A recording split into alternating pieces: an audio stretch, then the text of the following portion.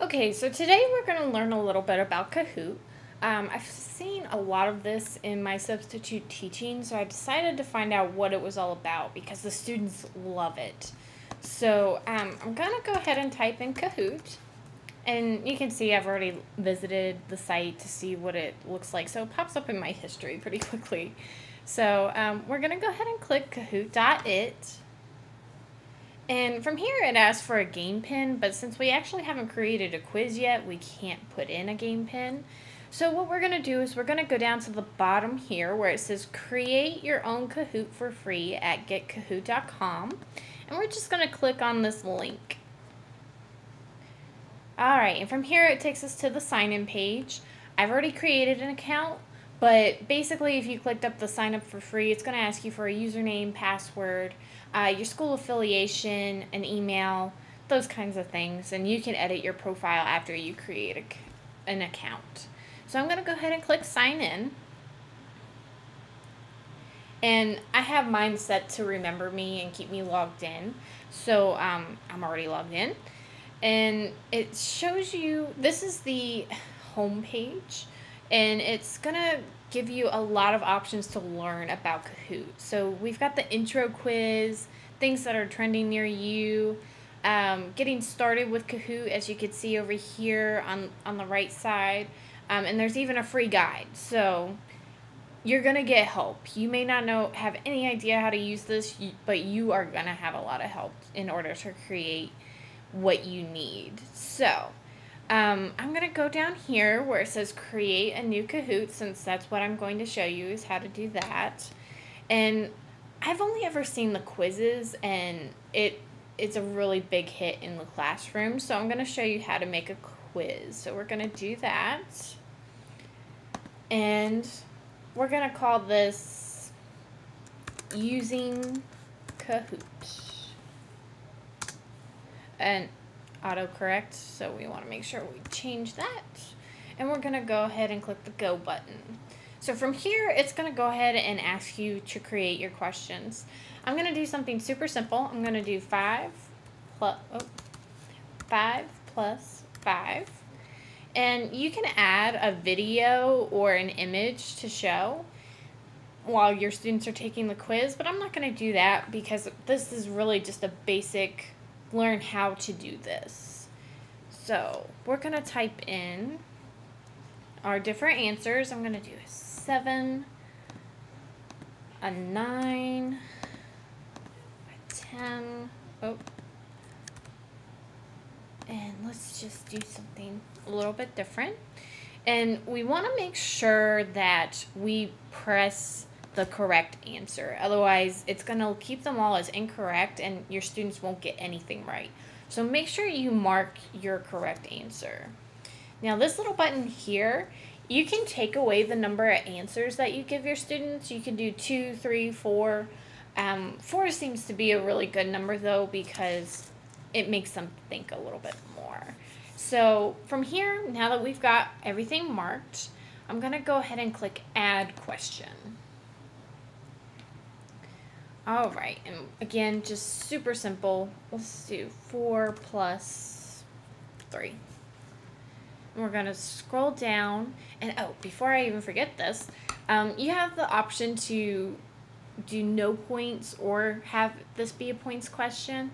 I like to do the points questions because they get really excited and it creates some competition for them to really pay attention and answer the questions. Because a lot of teachers actually that I've seen use this program have prizes at the end, and it's something simple like a little piece of candy or some free time on the computer, those kinds of things.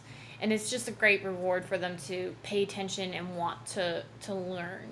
So from here, we can do a time limit. So you could do anywhere from 5 seconds in order to respond, or if you have a more advanced math class, like a calculus class, you might want to give them a little bit more time to work through the problem. So you can do 120 seconds if you wanted to. But for the sake of this tutorial, we're just going to do 20 seconds. Alright, and we're going to go ahead and mark in our answers.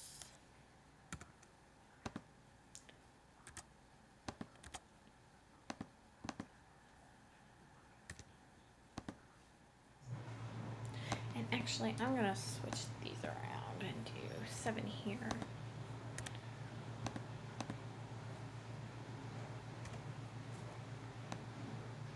Let's see if I can trick them into thinking it's a subtraction problem. All right. So we marked our correct answer, and we are going to save and continue. Well, actually, before we do that, I decided I'm going to change my mind, and I want to edit my question some more. So it's going to take me back to question number 1. I'm going to click save and oh, no, that did not. It feels like it's different every time. But we're actually going to go ahead and click duplicate question, because I really wanted to show you how to create a duplicate question and why we might want to do that. So we're back on question number 1, and I'm just going to click duplicate. All right, so now it takes us to question number 3, and our question number 3 is going to be our duplicate question. And again, we're going to have our 5 plus 5, and it even gives us the answers again, even in the exact same spot, because this is an exact duplicate. But what I want to do is I want to change this a little bit. I want to put my 10 over here and my 7 over here, because, you know, sometimes students will get duplicate questions and they think, oh, well, last time the answer was this last one. So I'm going to go, I know it's the last one, and they don't even look at their answers. So this is just my way of making sure they're reading their answers and making sure they get the correct answer for the problem. Because just because it's the same one doesn't mean the answer is in the same spot. All right, so now I'm going to click save and continue. And you can see here that we've got all our questions. And it tells you the number, what our problem is, how long they get to answer, and how many choices they have. And one cool thing about this part is you can move your questions.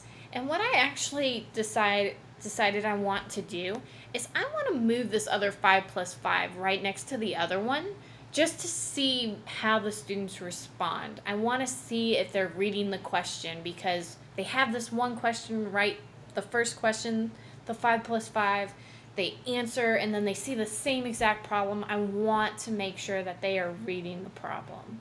So I put them right next to each other, and I'm going to click save and continue.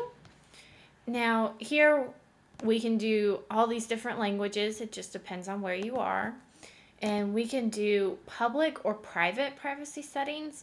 The nice thing about the public is that it means you're willing to let other teachers and other people look at your Kahoot. For the sake of this tutorial, I'm going to keep it private. But as you can see up here, you have public Kahoots. If we clicked on that, it would take us to every single public Kahoot. And there are a whole bunch of them to choose from, as you can see from the number right beside it. So we'll go over public Kahoots a little bit before this, but the main focus of this tutorial is how to create a quiz. And now we're going to click our primary audience. For us, it's a school, and we're just going to call this practice using Kahoot. And we don't want to autocorrect. Okay, and over here we have the difficulty level. Since this is pretty simple addition, I'm going to move it a little bit closer to the beginner side. You would want a more advanced setting if you have, say, a calculus class. So that's really what this is for, is to help other teachers figure out, well, would this be good for my calculus class, or is it too easy, or something similar to that. And now we can also do tags. This is also another way, if we made our Kahoot public, it's another way for teachers to be able to find our quiz very easily. So I'm going to put a math tag on it, and I'm also going to do addition.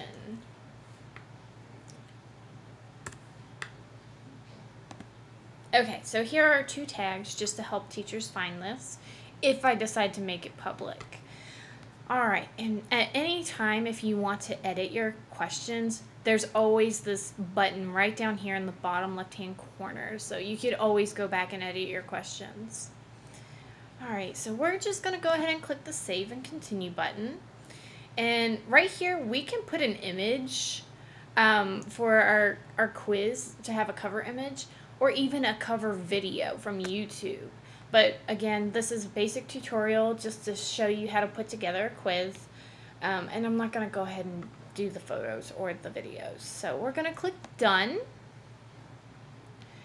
And you can preview it, you can edit it, or you can play it now. If you click the preview button, it'll show you what you have.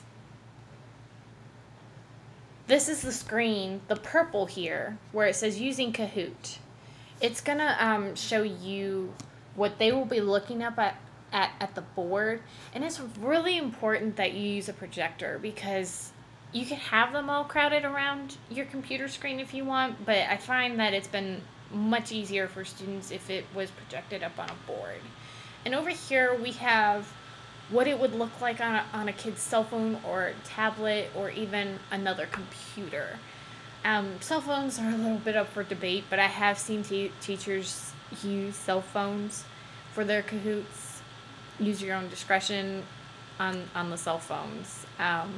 We're going to go ahead and click like we had a team mode. Okay, so now we have get into your teams. And here we go. Like, we have join Kahoot it with game pin 939562. I'm going to go ahead and turn the music down. Alright, so this is what the students are going to see. And again, over here, this will be up on your board. So we're going to click enter on our cell phone. And we're going to choose a team name. I'm just going to do hello. And we're going to do nicknames. I'm just going to make up a few. AJ, KJ, and LJ. Alright, so we're going to, you can add nicknames, or you can just go ahead and click ready to join. And as you can see up on the board, we see that our team has joined. Now this button here with the little no sign, if they do an inappropriate name, you can delete this team and they'll have to come up with a new name. Because I have seen in 1 or 2 classes of high schoolers where they will put an inappropriate name trying to get away with it. So you do have that option. Alright, so we're going to go ahead and click our start button. And it tells the students there are 3 questions. Are you ready? And you can see over here, we're going to get some time to talk about question number 3. Or, I'm sorry, question number 1. 4 plus 3. And we have our answers down here. We know 4 plus 3 is 7. So we, on our cell phones, we will click the diamond. And on our big screen, we can see the distribution of our responses. So let's say we had 10 teams. It would show where each of them answered. So that way you know, well, they were really close. Let's say they answered with the square. They were really close, but they might not have added quite right. And you could go over, if there are too many wrong answers, you could go over the steps of how to find the correct answer. Alright, so we are just going to go ahead and click next. And it shows you who is currently in the lead. And since we only have 1 team, that's only going to show 1. So we're going to go ahead and click the next button and do question number 2. Alright, it's giving us a chance to talk, as we can see on our cell phone. Alright, 5 plus 5. We know it's 10, so this time we're going to do the square. And the nice thing about this is Kahoot rewards students that can answer faster. So if they know their stuff, they're going to be answering more quickly. They're going to get more points. So that is one nice thing, is it encourages them to pay attention, to really work through the problem quickly and yet correctly. Alright, question number 3. And here is that same question. So We had the square last time. The test here is for our students to make sure they don't press that square. We want them to press the correct answer, the triangle. So we're going to go over to our cell phone and press the triangle. Okay, so great. Our quiz works. It shows who won, Team Hello. And we're going to click feedback and results. And what that does is it allows each group to rate the Kahoot. So I'm just going to plug something in here. Let's say, it wasn't so great. But I still learned something, but I wouldn't recommend it. And I'm right in the middle about how I feel about it. And those results automatically go to the teacher so they can get feedback and make their Kahoot better. So I'm going to go ahead and click final results, and it shows you who won, and if there were other students it would show your second and third place as well. And on the cell phones it'll tell each student how they did, where they placed. And social media all over the place, you could share your scores on Twitter or even Facebook. Okay, so from here we could do a new game, we could play again, but I'm going to go ahead and go back to my home page because I want to show you guys that public Kahoots. So from here I'm going to click on the public Kahoots. We've got all these different Kahoots and there's so many. Like, how do you know what to choose? Well, luckily there is a way to search, and I'm going to go ahead and just quickly show you how to do that. I'm going to say I want math Kahoots for school audiences, and I want the quizzes. I love the quizzes because they work so well. And we're going to go ahead and search. So here we have all these searches.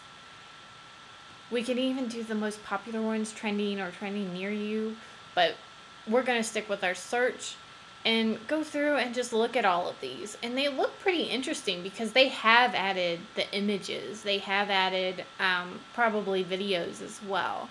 But you can see here that you get a whole bunch of different options, and you can narrow the search a little bit more or broaden it, but lots of options for you to look through and find what you're looking for. All right, and up here we have My Kahoots.